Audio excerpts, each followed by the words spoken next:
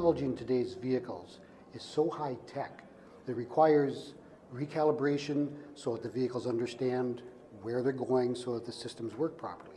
And without some training, a lot of technicians are really scared of these systems, but they're actually relatively simple once you understand them. Training is the only way you can keep up with technology. OEM certifications are becoming more and more important in today's world because the technology in the vehicles, it's not just the ADAS systems, but the way the vehicles are built, the high-strength steels and so on, they're slightly different from manufacturer to manufacturer. It's not all the same. So by being certified with each vehicle maker, that gives the consumer confidence in your facility.